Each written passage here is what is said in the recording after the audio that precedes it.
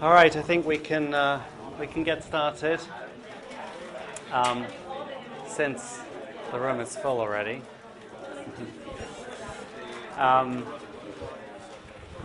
As I mentioned, the size of the class is unusually big this year, and so we're not exactly sure how we're going to accommodate it. I'm kind of waiting to see what happens this week in terms of because it's still add drop week, so I know you guys are still deciding which classes you're going to stick with, and so I'm hesitant to sort of take any dramatic actions until we're clear what the actual size of the class is going to be. So I'm sorry. This is it's a very big problem all over. The pressure on classrooms and the size of classes. So it's not like there's some larger classroom that we can just walk into. But let's see how it goes for the time being, and then hopefully things will stabilize. Although, like I say, I'm not sure quite what we would do if we have too many people for this class going forward. Too many people in this room. A couple of things that have come up. So I've had a couple of questions about the homework. The homework, which was posted last week, is due on Wednesday, and the idea is that you work out the questions on paper and you hand in a little packet of your homework packet in class on Wednesday. So at the end, we'll pile them up somewhere, I don't know, maybe on the floor here. And then at the end of class, we'll take them away for grading. So that's kind of the deadline for handing them in, is by the end of class on Wednesdays normally. Questions about how to actually submit the MATLAB portion. Normally, we would want to see a printout either of the output or the commands or the script or whatever makes sense. In order that's the mechanism for communicating what you've done in MATLAB. Just to makes the mechanics of grading and handing them back much easier to have everything on paper. I've had a couple of questions about the textbook. As I mentioned, the textbook which I'm hoping to use is the one from the third edition.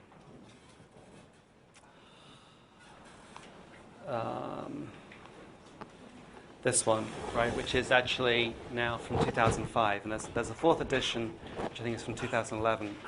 But I'd rather work with the third edition just because everything is keyed to that at the moment. But some people have said, "Oh, I ordered this book and I got the fourth edition." So if you're having trouble getting third edition, let me know. We're probably going to stick with it. Most of the material most of the description is essentially the same in the fourth edition. So as a reference, it's fine. The only difference is that the section numbers are different and the question numbers at the end of chapter question sets are different. We're assigning the homeworks from the end of number sections. So it's, and the questions aren't quite the same. So it's not just a question of going through and changing. So rather, we'll figure out a solution. If you don't have access to a third edition, we'll figure out some kind of solution. But if you have a choice, then this is the one to go for. And let me know. I'm interested in knowing if it's become, because last year it was not a problem for people to get hold of this one, but it may be that eventually it's sort of the pipeline is running dry. So let me know if it's difficult to get hold of, so I can adjust going forward. Let's see, any other questions? Logistics? Yeah. I am wearing a mic. Yes. So in my history of teaching, one of the recurrent criticisms I've had is that my voice tends to trail off, and particularly at the back of a room like this, it can get difficult. Now, sometimes I'm teaching in rooms which have actual speakers, but this one does not appear to. So I brought my own speakers in, so I'm actually trying to reinforce my voice through these speakers, which I will now turn up. Okay, so is that better? Okay. It sounds a little weird up here, but hopefully that will help. I got this mic a couple of years back, and it seemed to help, but it's different every time. Okay, so let's get on with this material. So we have this original first slide pack. Hang on, okay. Of basically fairly basic definitions and just trying to get us all on the same page. It's very nothing too conceptually deep, but just to get us warmed up, to get us make sure we're all using the same terminology. But at the end, the material we'd gotten into last week was just talking about the contrast between analog signal processing, the original just plain signal processing, and digital signal processing done with computers, with digital systems. And I was talking about the differences, the strengths and weaknesses of digital signal processing. And one of the strengths is that there are various things you can do with DSP that would be very difficult or impossible to do in the analog domain. And a nice example of this is this idea of timescale modification, which is the idea of taking a piece of sound, say speech, and changing the duration of the speech without changing its other properties. So let me just quickly run through this MATLAB example, which is what I wanted to show you at the end of last lecture, but we ran out of time. And this is on the, again, it's all on the website. And here is the script that includes these examples. So we can load a sound file into MATLAB like this, WAV read, and we can listen to this. This might be loud. A football team coach has a watch thin as a dime. Okay, so it's just a piece of speech that's been recorded and sampled, and D is a vector here in MATLAB, so it's 49,000 samples long by one channel, and SR in this case is the sampling rate, so it's sampled at 16,000 samples per second, so 49,000 samples is about 3 seconds, a little more than 3 seconds of speech, which is what we heard. And we can plot D in MATLAB, which will give us this nice plot of these are the 49,000 values plotted against, from 1 to 49,000 with the actual value here between minus 0.2 and 0.2 shown. And if we zoom in on this, we can see what looks more like a conventional spectrogram type display, right? So here's the actual, the waveform of the speech, which is like the thing we saw last week with the live pseudo spectrogram display. This is the actual variation in time, but now these are individual samples. So this is, this is like 500 samples. 16,000 samples a second is, a few tens of milliseconds. Okay, now we heard that speech, and if we wanted to slow it down, one thing we could do is simply reduce the sampling rate. That is, rather than sending 16,000 samples out to the D to A converter every second, we could send, say, 12,000 out. And that means that the entire, it would take us 4 seconds to play the entire 48,000 group of samples. And so the sound would take longer, which is what we're trying to achieve. So if we do that, we can actually just, so this is the original sound with the sampling rate of 16,000. The football team coach has a watch thin as a dime. And I think MATLAB will let me specify any sampling rate here. So the football team coach has a watch thin as a dime. So that was like the 4-second version of the speech, and it took longer. But it also sounded weird, right? Because what happened was we slowed down the speech. The thing that sounds weird is, well, there are a bunch of things that sound weird about it, but one of the things you notice is that the pitch drops. And now what happened was, if this was, the pitch is, this periodic repetition we see here leads to the pitch. That's just perceptually how it works, that you voice, you have the vocal folds and they're flapping periodically, and that periodic repetition or near repetition is perceived as the pitch of the speech. When we slow this down, so it takes 4/3 as long, the spacing between these pitches, these pulses gets longer, and so the pitch goes down. Yeah? Would, like if I try to think about it, I would think about it backwards. Would having more samples make it longer and less samples make it shorter? Yeah, exactly. But it does make sense. Whichever way you want to explain it makes sense. But here's the thing, right? So if we sampled at a higher sampling rate, then we would get more samples. So if we sampled at 20,000 samples a second, then for 1 second of speech, we get 20,000 samples. If we play them back out at 20,000 samples a second, we get the same speech. If we play them back out at 10,000 samples a second, then we've got the same number, same amount of data, we're sending it out slower, so it takes longer to get it all out. So that's why when we lower the sampling rate, the pitch goes down. It's on playback. If we'd done the other way around, if we'd had a lower sampling rate when we recorded and then played back at a higher sampling rate, then the pitch would have gone up because we would have had less data and it would have gone out more quickly. Yeah? Playback rate is the same in both the cases? Is the playback rate the same in both the cases? So is the playback rate the same? It depends how you define playback rate, right? I mean, so the sampling rate, the number of samples per second is, I'm effectively, I don't know, obviously in terms of hardware, something's happening, something's being interpolated somewhere. But here I'm saying, no, I'm running my D2A at a lower rate on playback. So I sampled in at 16,000, and then I'm feeding them out at 12,000, and so they take longer to get them all out. And that's why it sounds lower. This approach of changing the sampling rate is a slightly, confusing way of thinking about it. It has a very clear analog precedent in the analog domain, which is if you're playing a tape, the tape records the actual pressure as a variation in the magnetic field on the tape, and so you have a little head. It reads the tape, and whatever the magnetic field is, that's the voltage that gets sent to the speaker.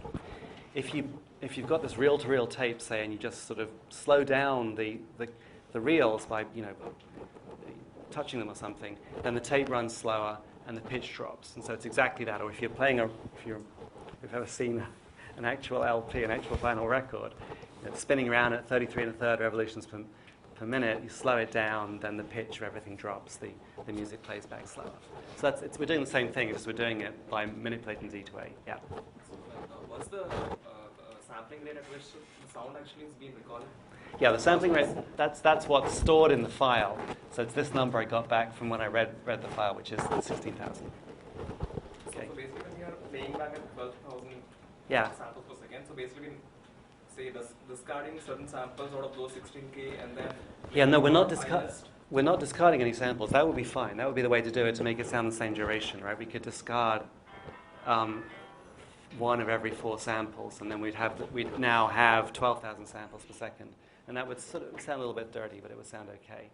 God, I can even do that. In this case, actually. In this 12,000, so when you play it back at 12,000 samples, Yeah. right?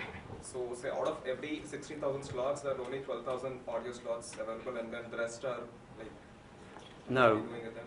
What am I? They're just, I've got, it's like this buffer, right? I've got the D2A, which is taking one sample every 12,000th of a second and sending it to a voltage. And I'm saying I'm stacking it up with here are 48,000 samples. And 48,000 samples was supposed to last 3 seconds. But now, because I'm only using them one every 12,000 seconds, it lasts 4 seconds. And so the speech lasts longer and the pitch is lower. Okay, but this is not the point of this example. That's meant to be like, okay, if we played it slower, it'll last longer, but it sounds wrong. You could, and I've said you can do that with analog, fine. You can do it sort of in a sense. It's more natural in analog because we're not worried about the definitions of well, what exactly does this sample mean? We're just taking a waveform where we're literally pulling on it like it was on an elastic sheet, and so it gets longer, and the spaces between everything get stretched out a little bit, and the perceptual effect of that is the pitch dropping. If we wanted to do this, to change the effective duration of the speech without changing the other characteristics, in particular, without changing the spacing between these things on the same time base, then it's like, okay, well, that's kind of hard to do, because now we're going to say, let's say we want to make this last longer. If we have a little burst of speech like this, right? It's got these pulses we can see. We want to keep the pulses the same duration. We want to make the whole thing last twice as long. We're going to have to somehow insert more pulses, which is like, well, those are the pulses we've got. They're not identical. They're sort of somewhat repetitious, but each one is unique. So to make it twice as long, we're going to have to make stuff come from somewhere. And that's something that's very hard to think about in the analog domain, but it's not that hard to do in the digital domain. And I'll just play you the result. So I have this. I implemented this routine it was invented by Don Hejner, or it was actually a bunch of people invented it. There was a guy, Salim Rukas, who invented it in the mid-'80s, and then Don Hejner improved it in 1990, called SOLAFs. And so let's see, what is the routine? Here we go. So now I'm going to slow it down by the same amount, or more or less the same amount, which is like 70%. So now I get a new waveform out. So the length of D, remember, was about 49,000 samples at 16 kilohertz. Now DD is my delay, my stretch D, and it's longer, it's 70,000 samples. So if we listen to this at the original 16 kilohertz, right? So we're not messing with sampling anymore, forget about that. So now we're just going to play this modified version by the SOLAF's algorithm. Football team coach has a watch thin as a dime. So it still sounds a little bit strange because the speech has been slowed down, so it sounds like he's speaking unnaturally slowly. But the pitch is not modified. The formants, which are the resonances that define the different speech sounds, which also made the earlier one sound weird, they've not been modified. And so we've achieved what we want to achieve. And if we actually look at the waveform here, let's see if I can do this, so we can see them side by side.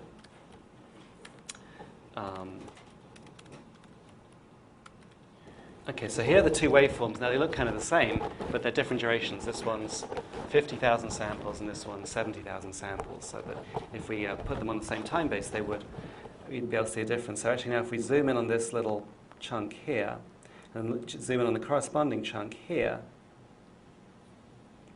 then we see what I was describing, that the spacing between the pulses, assuming the time bases are the same, which they look about the same, the spacing between the pulses is approximately preserved, but there's just more pulses here, which is what we wanted to do. We wanted to make this whole burst last a little longer without changing the spacing of the pulses, so we need to insert more pulses. What SOLAF's does, just very briefly, is it looks for the actual pulses, and then it says, well, I want to make this a little bit longer. I've actually got room now to insert a whole extra pulse, so it just duplicates some of these, or it crossfades. It sort of lines them up, and then figures they line up very well here and crossfades them, so you end up with some sort of interpolated extra pulses. And it's somewhat tricky, but it's something you can do on a computer. It's just a piece of code, and you get this result. And so you can slow down speech, or at the same time, slowing down speech is useful for, if you're trying to phoneticians like it to listen to exactly how someone's saying something, or second language learners can find it useful. And you might want to also speed up speech so you can listen to it more quickly. So here's an example of that. So this factor here in the SOLAS routine is just the speed factor. So if you listen to this. The football team coach has a watch thin as a dime. So now it sounds like he's speaking very fast, like a news presenter or something. Okay, so that's just, we'll talk a little bit more about how SOLAS does that when we get on to correlation. But the basic point here is, we can use digital discrete time processing to implement things which would be you really wouldn't want to have to worry about how to do this in analog. In fact, people were trying to do this in analog. Not in analog. No, the early systems try and do this, like a harmonizer. A harmonizer is something you have in a music studio that takes someone singing and then produces someone singing in harmony at the same time, or in close to real time. And it's basically the same problem. You have to now keep the timing the same, but insert extra pitch pulses because you're trying to make the pitch higher. And the first real-time harmonizers came out in the 70s, and they were implemented in discrete operations, which is it wasn't someone writing a piece of code. It was a set of gates and multipliers. But I think they were all in digital processing.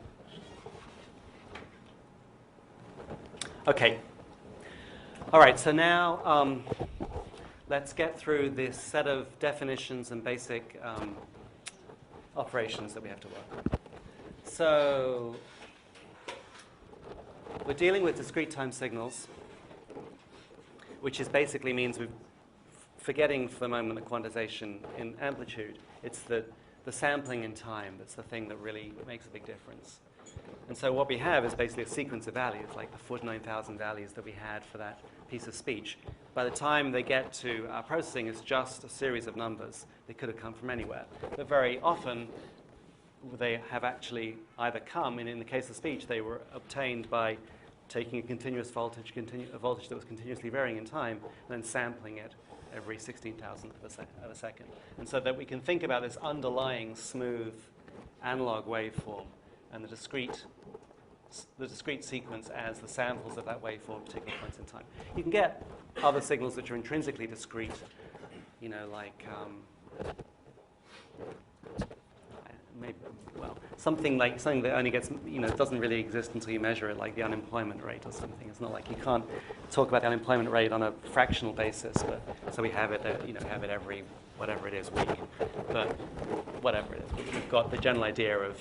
For me, certainly, when I'm thinking about a discrete time signal, I'm almost always thinking about it as a sampled version of a continuous time signal. And so in this case, we have our x of n. We use square brackets to denote the discrete sample index here, and that's going to be, in this case, going to be x of a, an analog signal with round parens indicating continuous time argument of n times t. So this is the continuous time argument, but it's just n, the integer index, times the sampling interval big T. So that's what the sampling is saying here. It's saying, well, x of a takes on values at every possible time, but we're only looking at it at these few discrete intervals, and then we're storing those values as our sequence. And so in this case, we'd call t the sampling period, and so 1 over t would be the sampling frequency. And so for the speech example, 1 over t was 16,000 samples per second. We just, in terms of notation, we write a sequence as a set of, we can write a sequence as a set of values separated by commas, surrounded by braces. And then because the sequence has, you know, it's x of n and n has a particular value, we sometimes need to indicate where the origin is. N can be both positive and negative. And so in Mitra, they use this convention of putting an arrow underneath the 0 value. So this is x of 0, x of 1 is 1.1, x of 2 is 0.2, etc. This just totally means nothing other than just it's the convention, so we can notate these things. Okay, so here's some definitions. Left and right-sided sequences. X of n can may be defined for all n, or it may only be defined for certain values of n. And so if x of n is only defined for some finite set of values of n, say between n1 and n2, where they could be anything, then we call it finite length. If it's defined from value n1 to value n2, how long is the sequence?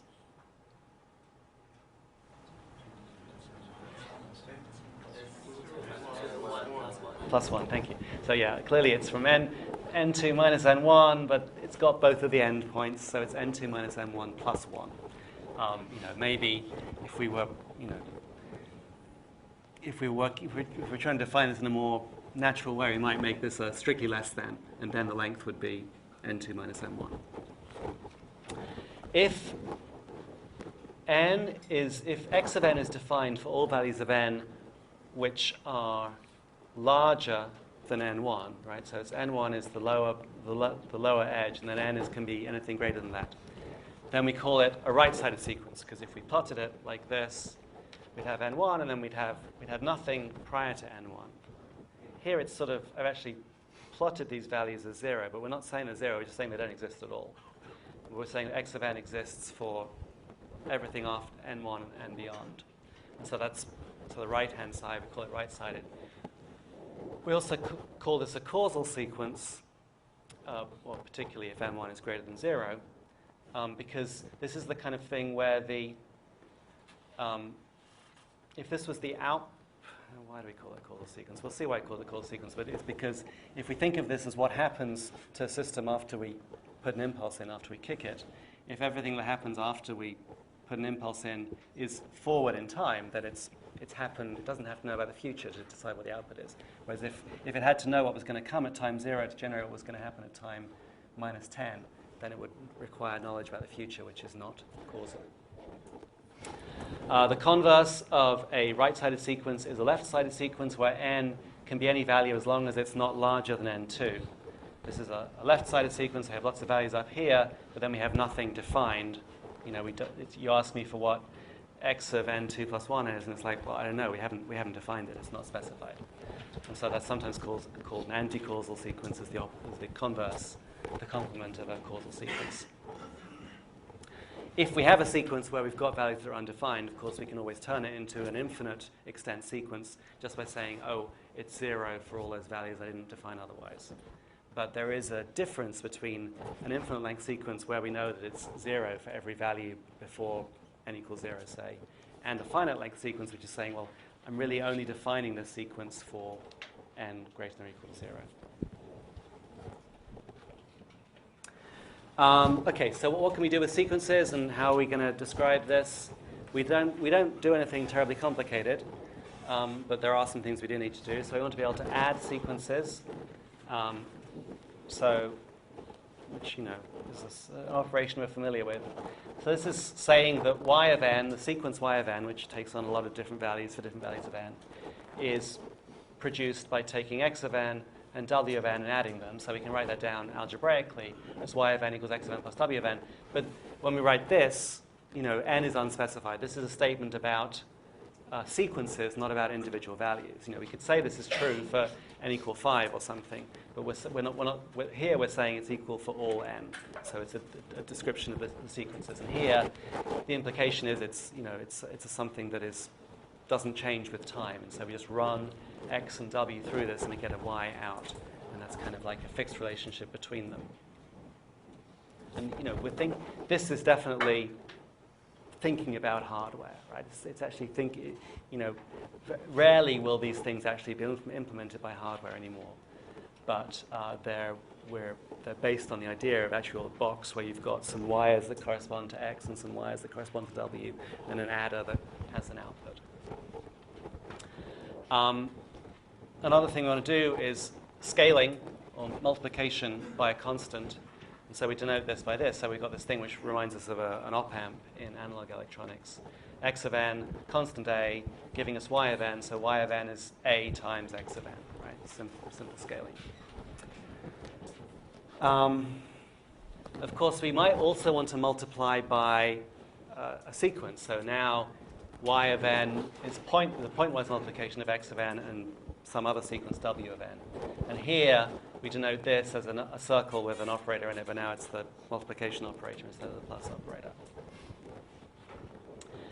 To distinguish this from scaling, we can call this a modulator. And of course, that name comes from the principle in communications where you take a carrier signal and an envelope or something you're trying to modulate onto the carrier. You multiply them together, where the carrier is a high-frequency radio carrier or something like that. So for that reason, this is called a modulator. One of the other ways, the way you end up multiplying two sequences together, is in windowing, where very often, if we want to do some operation that is somehow local in time, like we want to calculate whether a signal is present at some point, we've got some very long signal, we've got some processing which will decide whether it's present. We want to know where it's present. And so we take a little subsequence of our infinite duration sequence or unlimited sequence, and we process that. And sometimes we often want to maybe even give it smooth edges, so we taper it out. And that would be this kind of operation. So where maybe W is this nice tapered window that is only non-zero over some finite range of points. And so we can notionally take our unlimited infinite duration x of n, multiply it by w of n, but we know that w of n is only non-zero over a certain range. So basically we're pulling out a range of points of x of n and then maybe shaping them a little bit to give us our y of n that we can work with. Again, we'll talk more about that when we talk about the discrete Fourier transform.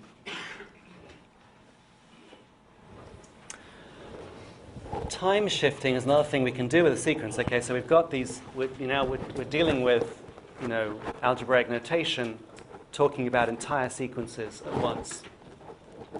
And so we can say, well, we've got two sequences, y of n and x of n, and the relationship is that if I have a particular point y of n, it's equal to some point in x of n, but not at x of n, it's at x of n minus n. So that if we have y of 0 is actually equal to x of 0 minus n, or x of minus n.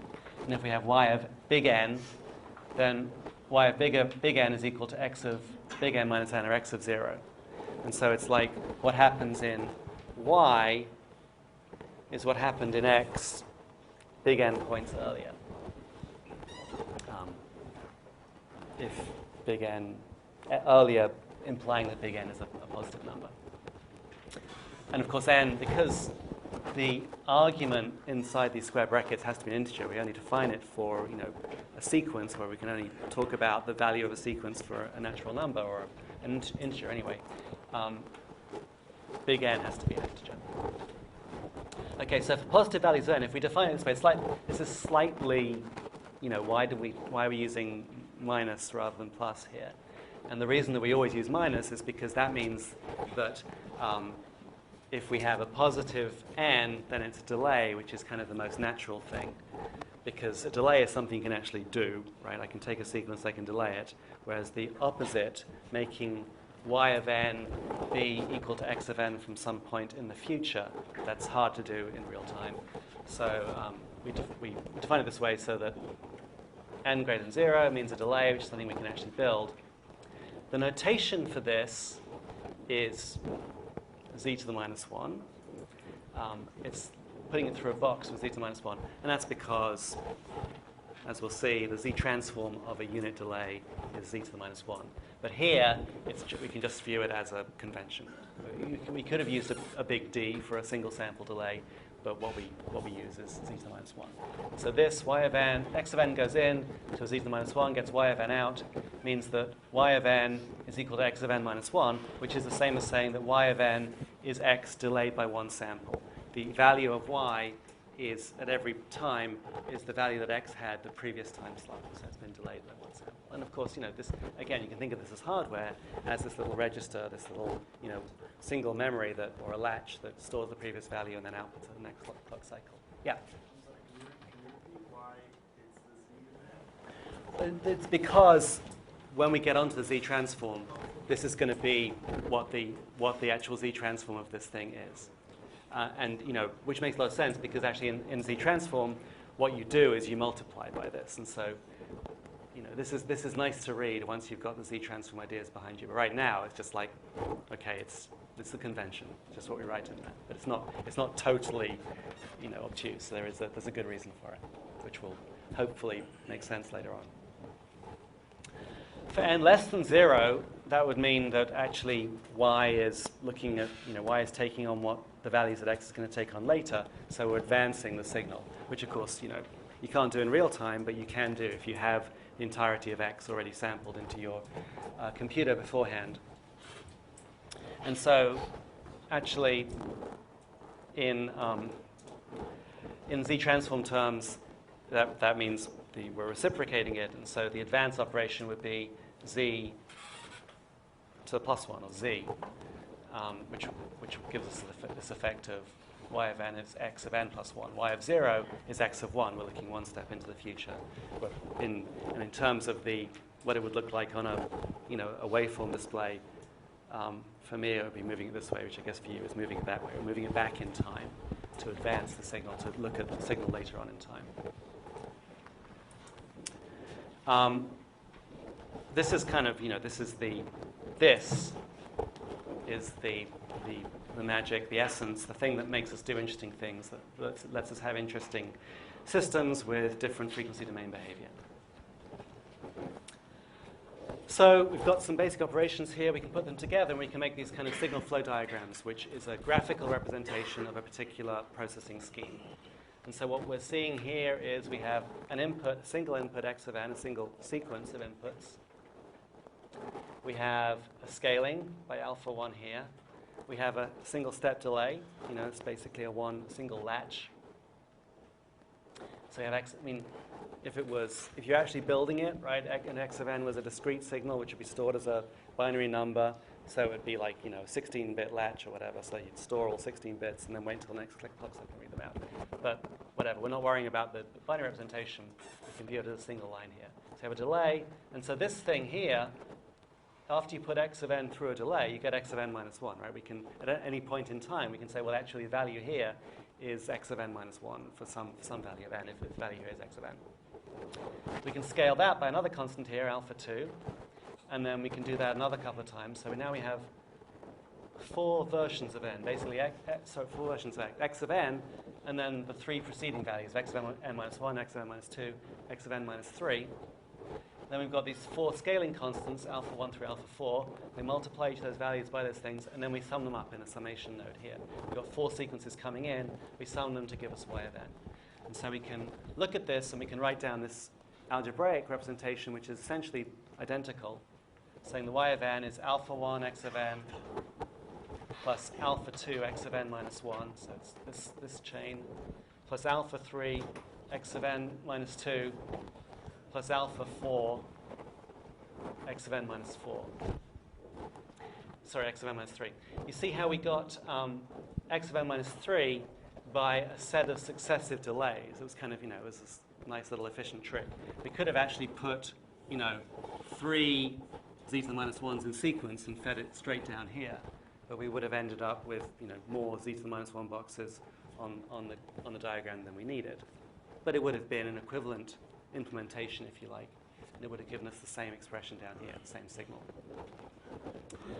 So this, on the one hand, may look like kind of just an arbitrary way of sticking these things together just to give us an example, but it also turns out this is a general form of FIR filter, finite impulse response filter, we'll find out, which is a basic building block of signal processing. We can do a lot of useful things with this filter. Of course, it's not one filter. It's got these parameters, alpha 1 through alpha 4.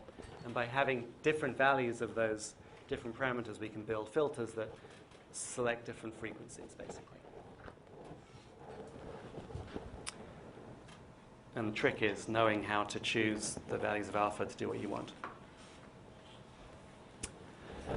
So while we're on this subject, basically those are the only operations that actually matter that we'll really use. But while we're defining operations, let's just define a couple of other ones. Up and down sampling. And this is going to pull us back to this kind of discussion about different sampling rates, which I kind of didn't want to get into because it can be confusing to think about. But if we have a sequence of 10 points, we can think about trying to use that to derive a sequence of 5 points or a sequence of 20 points by, as best possible, represent the same thing, but in different numbers of samples. So we can talk about upsampling as making a sequence that has more samples in it, but sort of covering the same chunk of real time, if you're thinking about it as a sampling of a real sequence. And downsampling as the reverse of that, using fewer samples to cover the same amount of real time. Upsampling is called interpolation because you have to insert extra samples. Downsampling is called decimation because you're throwing away, you're discarding some of the samples you started with. So let's start with downsampling. We have a notation here for it, x of n downsampled by a factor m to give us some other sequence xd of n. Now this suddenly becomes, these diagrams become harder to draw, right? Because when we had the flow diagrams before, you think of a value on every arc, and that the values change at the same rate. But here, we have to put in m values here before we get a new value out here, because we're throwing away m minus 1 of those values and just keeping the 0th one, as it were.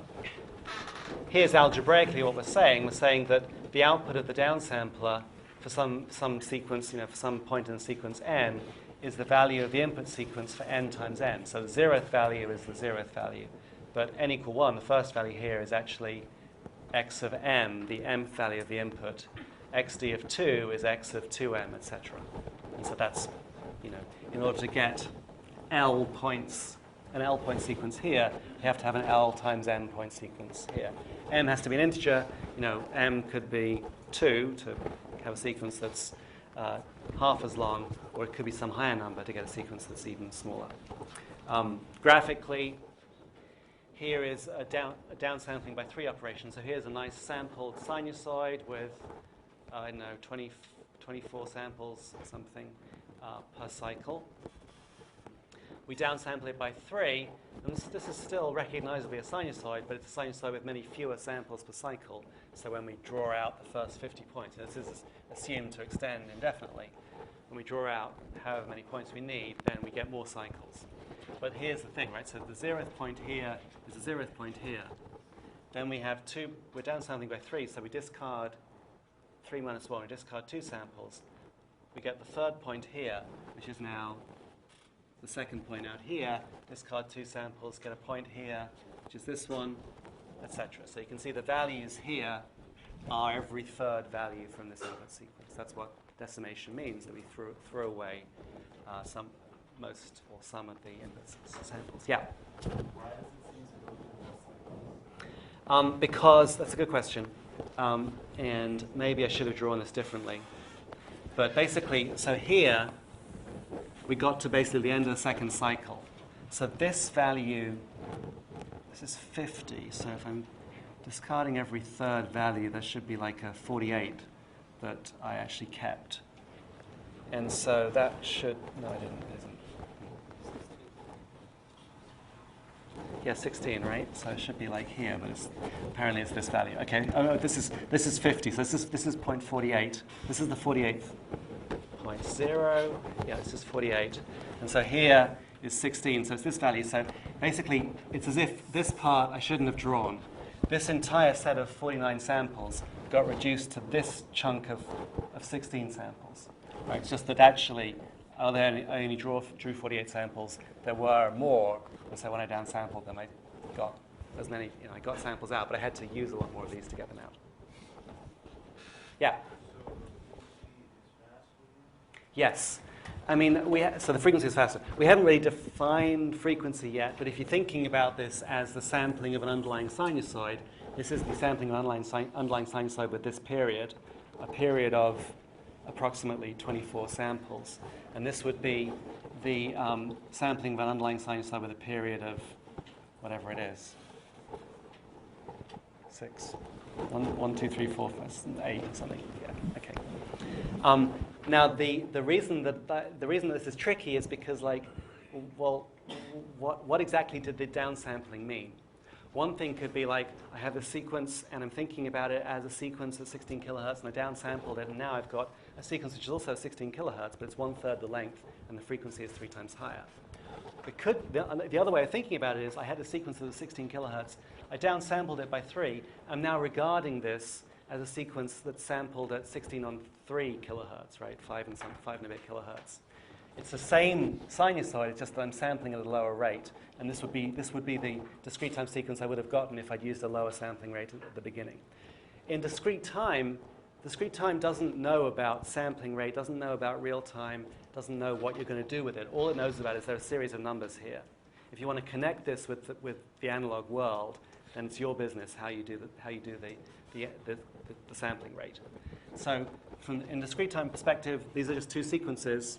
They have different values, and we can interpret them in several different ways, and it doesn't affect the math at all.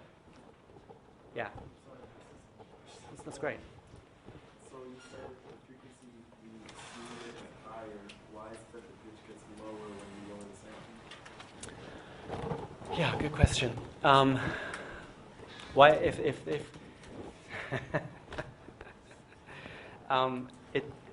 there's no weird answer to that. That's just the way it works. And so what I'm doing here is if I wanted to keep the pitch the same while lowering the playback sampling rate, I would need to have decimated like this. Then I would have gotten fewer samples and everything would have been okay. If I lower the sampling rate and I don't decimate, then the frequency gets lower.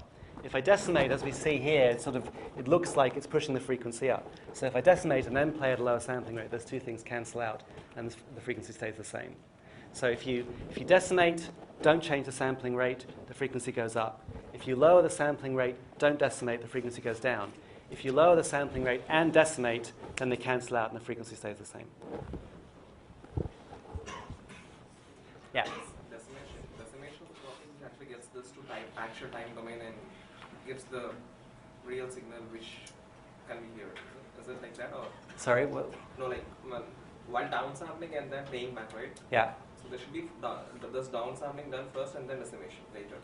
So decimation basically is in order to reconfigure the signal back to the analog world. Okay, so you're saying what's the relationship between downsampling and decimation? So I'm only talking about the only thing I've defined here is decimation, right? Which is this is how we build the sequence, and then there's this general process of downsampling, which is converting the sampling rate to a different sampling rate. And decimation is a part of that. It's not the only part. If you want to do it right, you have to do some other stuff to make sure you don't get some artifacts coming out. But then there's the whole idea of you have to process when you've still got the information to do downsampling, do sample rate conversion safely. You take all the information, you do some stuff on this, some filtering basically to make it safe, and then the last thing you do is you throw away the samples you didn't want. Then you're okay. If you do this first, clearly there's information lost here, and so in bad circumstances this can hurt you, and you have to be careful that you don't mess up your signal if you're trying to do something. Yeah. Previous example, you reduced the duration of our speech. Yeah. In the example, is that an example of downsampling? At the beginning of the speech, Yeah. you showed Yeah. example of like extend the duration of the speech and reduce the duration. Right. So here's the example again. The original speech. Sound D SR. The football team coach has a watch thin as a dime. Now, in MATLAB, I can downsample like this. I can use the indexing operator, and I can say 1 to end. But if I say 1 colon 3 to end, what that means is it takes every third sample. And so the size of D is 49,000 samples. The size of DL is 16,000. It's 1/3 of that. Right? And so now if I play this, DL, and I haven't changed the sampling rate, okay, it's 1/3 the duration. The frequencies have all been shifted up by a factor of 3, which is, I wish it would work, which is this, right? These nice lower frequencies all got squeezed into these higher frequencies, which gave the squeaking sound. Yes, right. This is just simple operation, no fancy SOLAS trying to splice pitch cycles together. The idea with the separating rate at Yeah. Excellent. So what we're saying is, well, that was like 3 times too fast. So if we actually made the sample rate 1/3, then it should be back to the right kind of time scale. The football team coach has a watch thin as a dime. So it is the right duration, the right pitches. It's not the same though, right? It sounds kind of, I don't know what you would say. It's because the number of samples are necessary. Total number of samples are still 16,000. Because Yes. of that, or? Yes, the total number of samples is reduced. But what's happened is that we're at a lower sampling rate, and obviously that means that we're having a less precise picture of the waveform, right? Because we've only got values every 5,000 something to the second, rather than every 16,000. So we've got a coarser description of signal, and so it sounds lower quality. It sounds muffled or something like that. It sounds distorted. Great.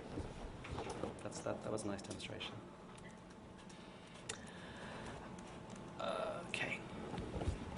Okay, so that's downsampling.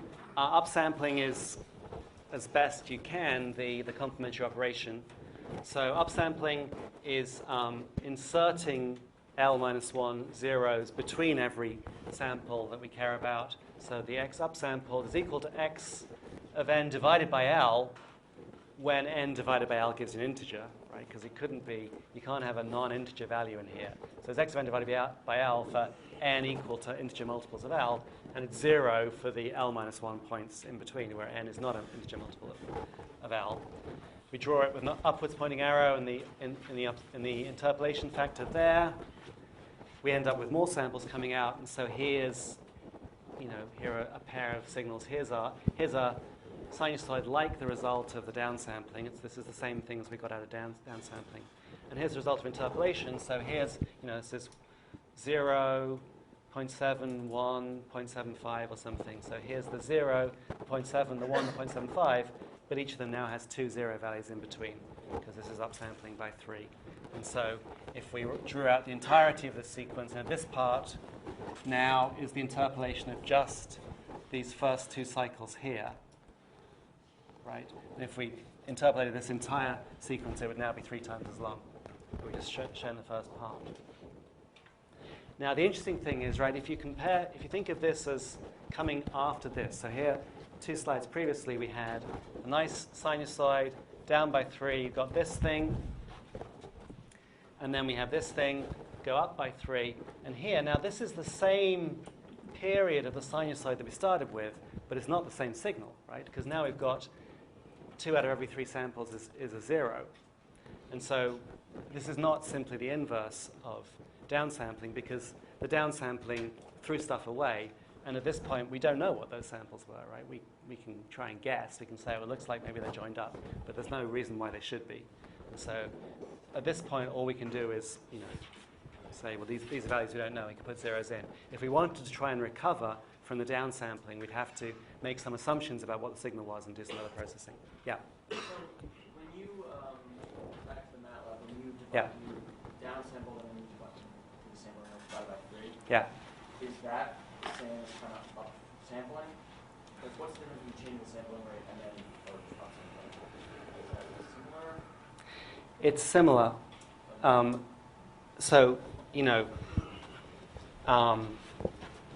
looking for chalk. What actually happens when we do sound SC in MATLAB?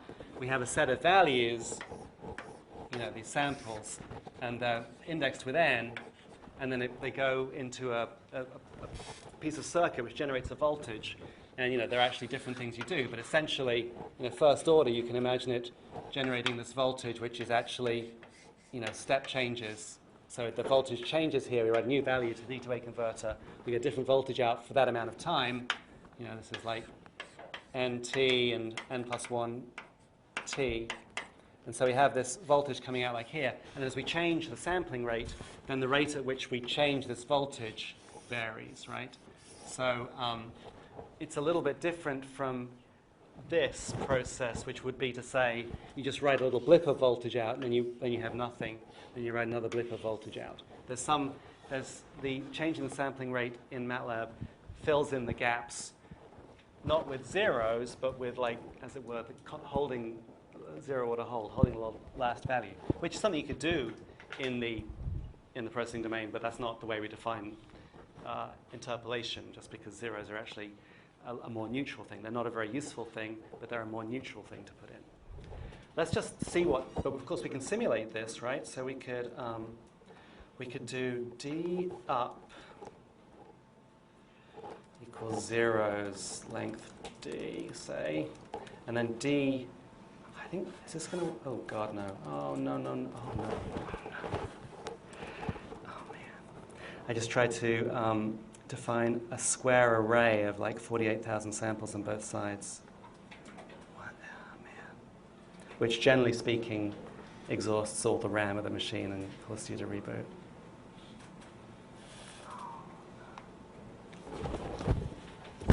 Please stop. It used to be easy because you would just run out of memory, but now it's like, oh, I got a 64-bit processor. I'll try and allocate, how much memory that is, and until it fills up swap, you're in trouble. Really? Yeah, that's what I tried to do, but wait, did it go already? All right, no, we're saved. Okay. Oh, look at that. Nice little crash. Let me just play you what it sounds like just for contrast. So, is this going to work? No. Here we go. MATLAB S01. Okay, so we had the downsampled version like this, which sounds okay if we get the sampling rate right. Sound D, L, SR on 3. The football team coach has a watch as thin as a dime. And I was trying to do the upsampling. I mean, and I'm going to get it right this time. Length D by 1, and then DU, 1, skip by 3 to end, is equal to DL. It's going to buy that? Yeah, look at that. So if we plot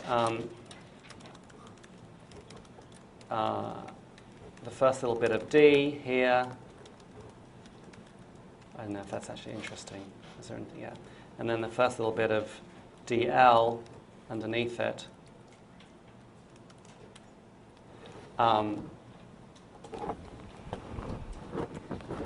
It's hard to see, but basically, so this should be down by a factor of 3. So it should be like this entire chunk got squeezed into here by throwing some samples away. And then if we plot the DU version of this, yeah, there you go. So this has got all these zeros in between, but when it's not 0, it's the sample from up here, but obviously there are all these zeros clipping it. So now we can play back DU at the original sampling rate. The football team coach has a watch thin as a dime. It's the right speech, it's the right duration and pitch, but it has this weird kind of, I don't know how you would describe that. It has high frequency content, which is what you get by using a high sampling rate. But the high frequency content is not the right stuff in the original speech. It's actually some aliasing, as we'll see, some artifacts that come by basically taking energy from the lower frequencies and moving it to higher frequencies, which sounds very weird. I mean, you've heard that kind of distortion on some kind of weird radio channels, but that's clearly not, it's not, it should be this signal, right? The football team coach has a watch thin as a dime. The muffled signal, sounded like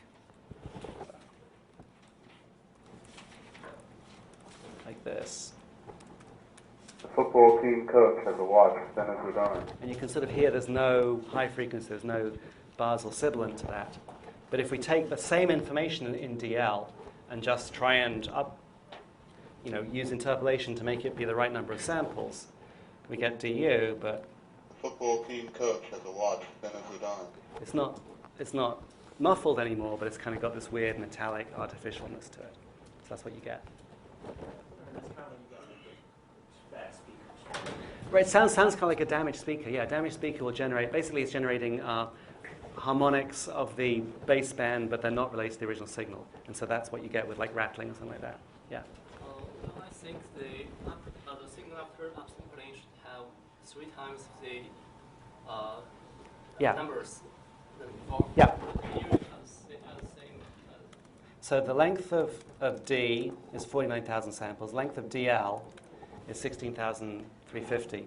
DU is the upsampled version of DL, right? That's what I've done here. I've set it to the values of DL. So the length of, I did actually by construction, because MATLAB would not be crazy about me just assigning to values that, not assigning to. I don't think it would let me do this, which is why I set to zeros first. I just filled in the values I wanted. So here DU is actually the upsampling of DL, not. Exactly.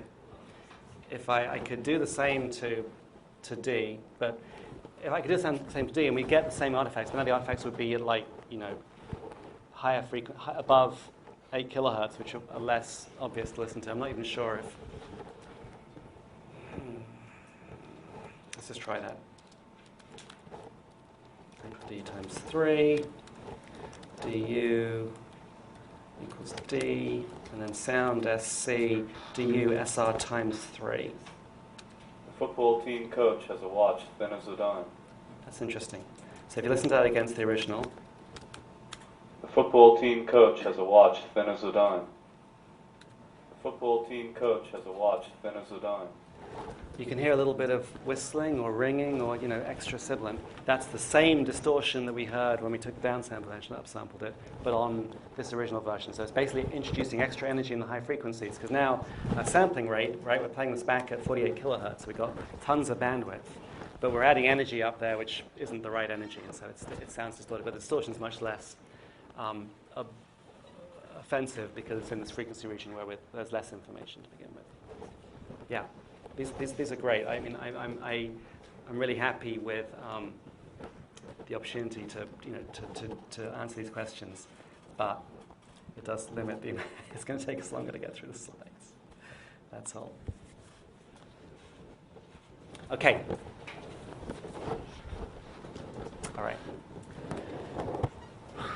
Yeah. So that's basically all the operations that we're ever going to use in the graphical domain. Let's talk about some other definitions quickly. We have like 15 minutes left. Complex numbers. when I introduce something like this, I like to be able to sort of, start from scratch and say, well, why do we have these? It's kind of difficult to come up with, that's kind of a big question. Why do we have complex numbers? One way, the sort of the pragmatic explanation is like, look, it's just this thing we do with math, with notation. It makes some things really easy. It turns out to be a very natural way of expressing some of these things. So, that's enough. I think there's more to it than that, but that's enough for us.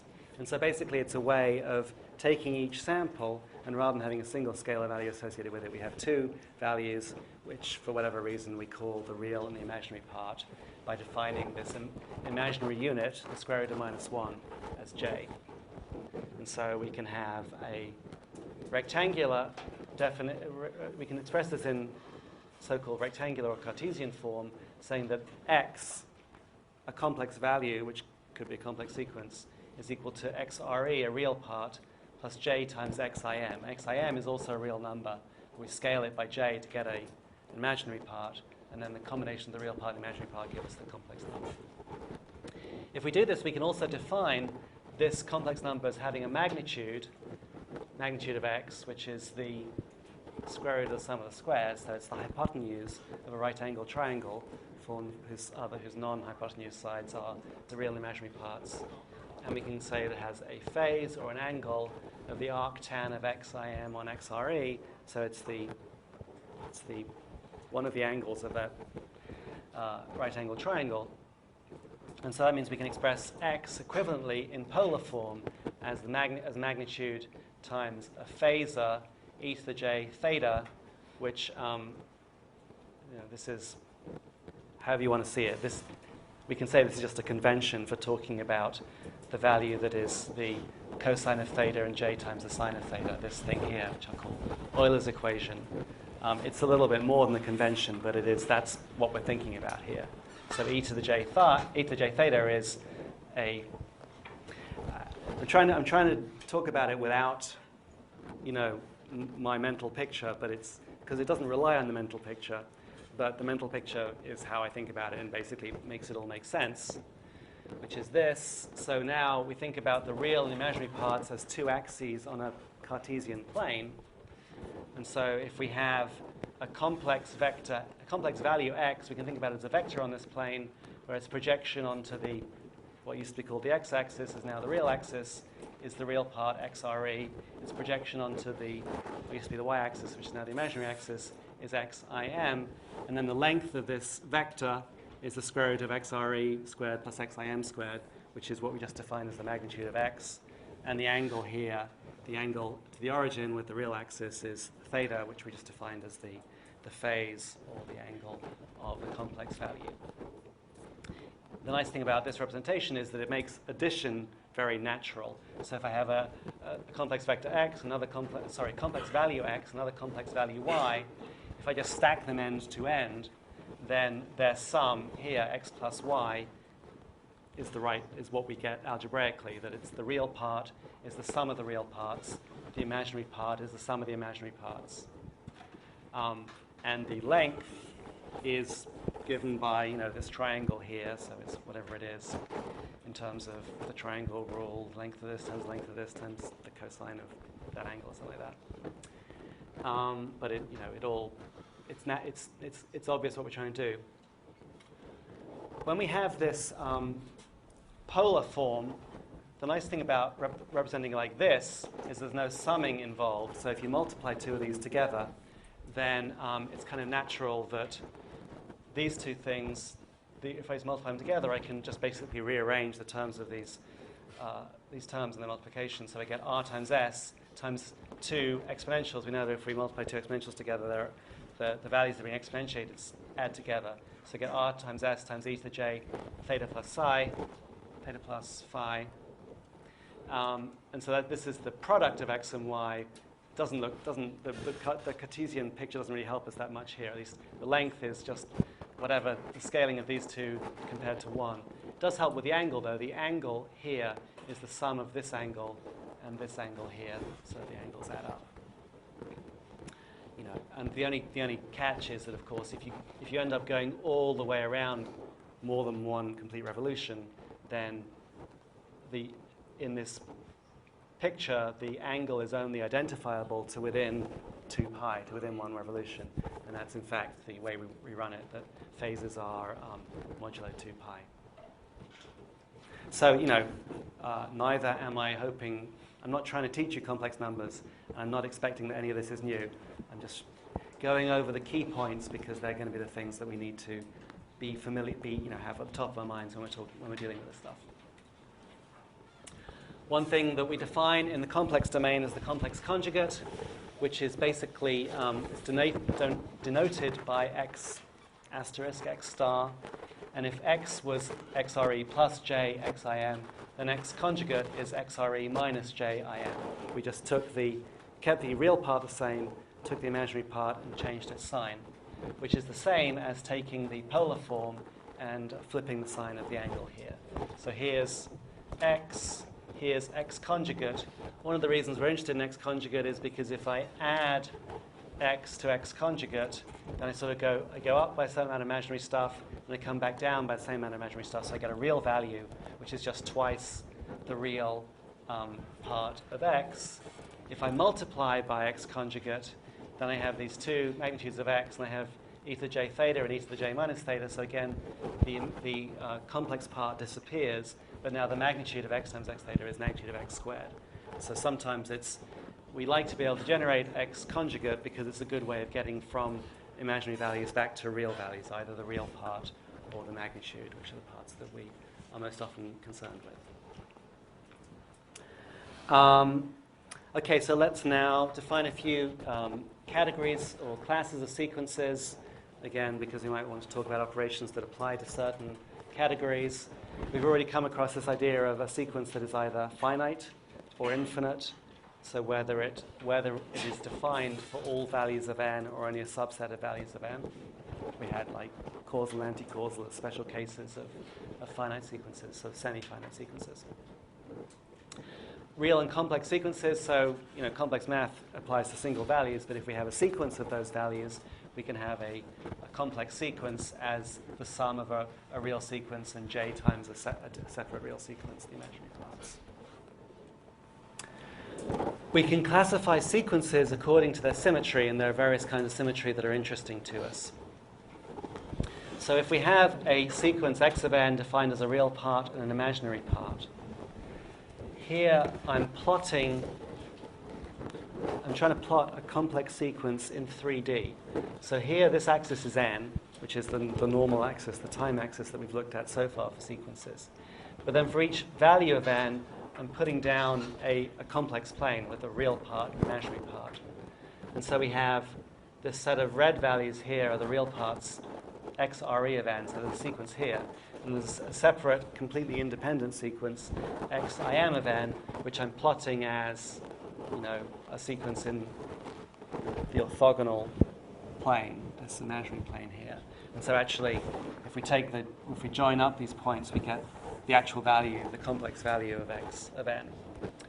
So if we have a sequence which is like this, we can talk about its symmetry in terms of the symmetry of these real and imaginary parts. And it turns out that the most useful thing is to define the symmetry sort of differently for the real and the imaginary parts.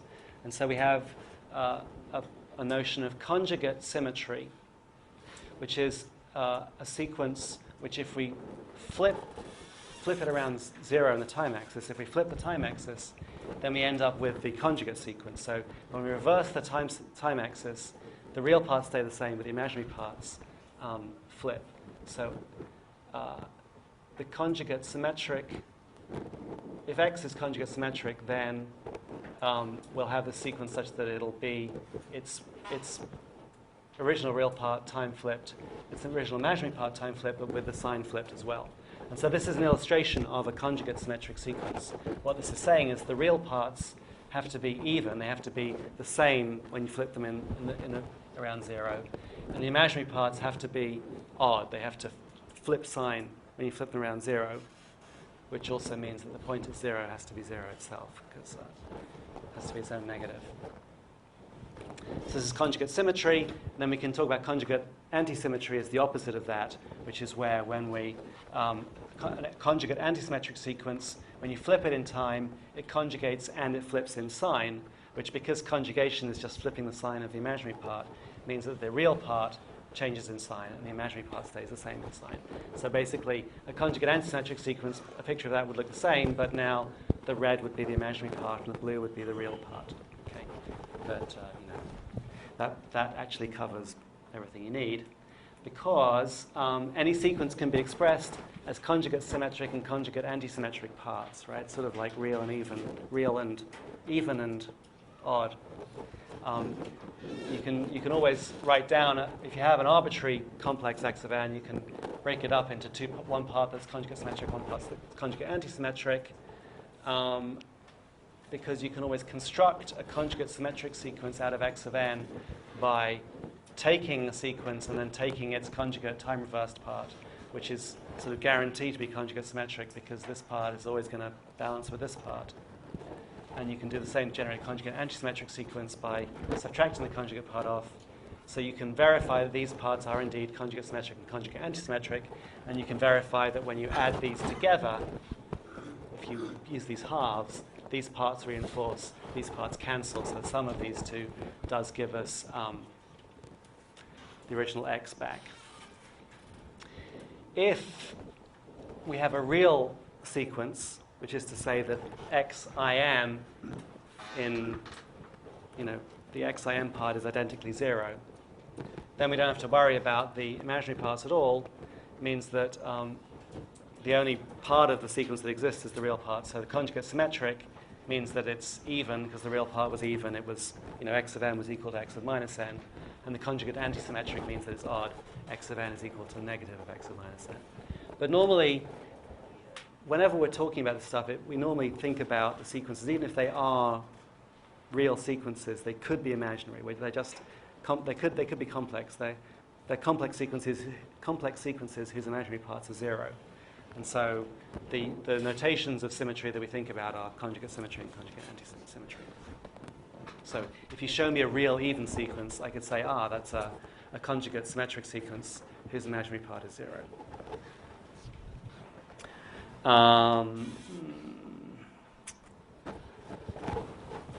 So some basic sequences that, elemental sequences. The delta sequence, delta of n is 1 at n equals 0 and 0 everywhere else. Very useful sequence, only has one non-zero value. Of course, only having it for time 0 is a bit limiting, but we can generate delta sequences with non-zero values at other points simply by delaying the delta, which is, if you remember, the delay is y of n equals x of n minus big N. So delta of n minus k is the function that is non-zero only at n equal k, like this. We note in passing that if we have some sequence of values where it's got specific values at every time, so here alpha 0 is, say, x of n for n equals 0, alpha 1 is x of n for n equal 1, we can express this as alpha 0 times this entire sequence, delta of n, plus alpha 1 times this entire sequence. So it's like we're scaling entire sequences by constant values. But because the sequences for scaling only have a single non-zero point, then we end up with these constants only appearing at one point in time. So this is a very kind of long-winded way of describing a sequence like this. But it turns out to be useful later on when we want to do some analysis. It's a powerful way of thinking about a sequence. The other kind of elemental sequence is the unit step, which is basically the integral of the delta function, where we're not talking about continuous time now, so it's the sum from k equal minus infinity to n of delta of k. So if we have our delta function, if we sum everything from the beginning of time up to some point up here, it's still 0. Once we cross the 0 n equals 0 point where it's 1, then from then on the sum from there to here is always 1. And we get the step function. So that's the step function is the discrete integral from negative infinity of delta of k, and delta of n is the first order difference of mu of n. So it's mu of n minus the value it had in the previous sample. Here it's always 0, here it's 1, and here it's 0 again because there's no difference between mu of n and mu of n minus 1. And so more interesting sequences we can talk about are things like exponential sequences. So if we have x of n equals some constant a times some other constant alpha raised to the power of n, right? So n is our dependent variable here, or our index here. Then we can end up with some sequences that take on different values for every value of n. If we think about a and alpha as real, and in this case positive, then if alpha is greater than 1, then obviously as we raise it to larger and larger powers, we get this diverging exponential sequence. And if alpha is smaller than 1, but greater than 0, then it sort of decays away with this nice exponential decay. Of course, if we think about what happened back here, we have the same thing of it getting arbitrarily large as time goes on. But if we just think about it going forward in time, then it decays away. And this is now beginning to look like a real physical system that we might want to deal with. But the real power of exponentials is when we think about alpha as a complex value that, for instance, may have a real part and an imaginary part. So, arbitrary. We can think about alpha as having some magnitude and phase, which we can express as a real part of the exponential and an imaginary part of the exponential. And so we can also put a complex constant in front, but the complex constant is not very interesting. What's interesting here is the part that depends on n. So now we have, if it's the same expression, x of n is alpha to the n, but now because alpha is complex, we have a e to the sigma n, a real exponential decay or growth, and a varying phase, e to the j omega n plus phi, where phi came from the constant here. And this is this varying phase, and the phase is basically linear in index, in time. For every value of x of n, the phase relative to the previous one is an extra omega radians. And so we end up with this, again, with this 3D plot of the real and the imaginary in time. We get these values where at each time step, the phase just steps on by an extra omega. So here's like the dotted line is the value of the previous sample, and then here's the angle that the next one makes with it. So here it's advanced by omega, and then for point 2, it's starting at this lower angle, it's advancing by another omega radians, etc. And so this is, we call this a complex exponential with frequency omega radians per sample, which means that it's this thing that's going to eventually wrap around to be periodic if it doesn't decay away. But the rate at which it wraps around we measure is how much it rotates per sample step. So we measure that in radians per sample. And omega is our convention for describing that. All right, I'm going to have to talk more about that on Wednesday. I'm a little bit concerned that we didn't really cover everything we need to cover to do the problem set. So do what you can in the problem set, and if you get to a question where you know I haven't spoken about it, you can have a go if you want. You can look at it in the book, or we'll cover it on Wednesday, and we'll accept that question later. All right, any other questions before we finish? All right, see you on Wednesday. Thanks.